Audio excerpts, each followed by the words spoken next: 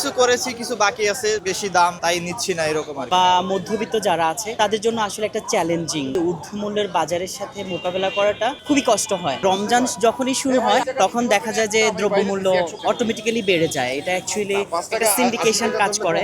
আমি জব করি, আমার আর্নিংস আছে, আমি হয়তো ম্যানেজ করতে পারছি, কিন্তু যারা হচ্ছে নিম্ন আয়ের মানুষ আছে তাদের জন্য রোজার মধ্যে ঊর্ধ্বমূল্যের বাজার করে নিজেদের সংসার চালানোটা একটু আসলে কঠিন হয়ে পড়ে। আর আমার বাজেটের সাথে যা যা প্রয়োজন সব ম্যাচ করছে। আমাদের আসলে কনসার্ন হচ্ছে যারা নিম্ন আয়ের মানুষ তাদের জন্য। এই বাজারে আসলে হচ্ছে যারা হচ্ছে মিনিমাম বা মধ্যবিত্ত যারা আছে, যদি রমজানের আইটেমসগুলোর কথা যদি বলি, যেমন লেমন আর আদার্স আইটেম যেগুলো রমজানে বেশি চলে, সেগুলো তো অলমোস্ট 60% প্রাইস ইনক্রিজ হয়ে গিয়েছে।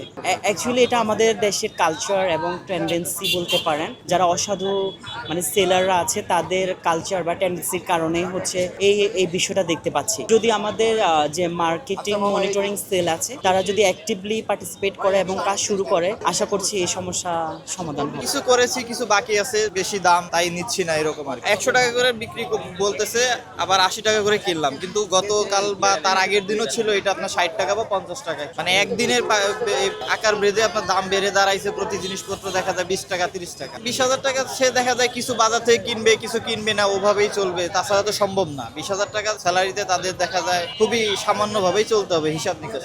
সব মিলিয়ে আপনার যেমন আপনার পরিবারের জন্য চিন্তা ভাবনা কিছু কিছু কিনে দিব, হয়তো বা নিজে কিছু কিনবো না, এরকম প্রতিবার হয় না। তারপরে দেখা যায় বাজার, তারপরে সবকিছু যেভাবে দাম বাড়তেছে সামনে তো আরো বাড়বে, এরকম পরিবারের কাছে নিজের শখ বলতে কিছুই নাই, স্বাভাবিক।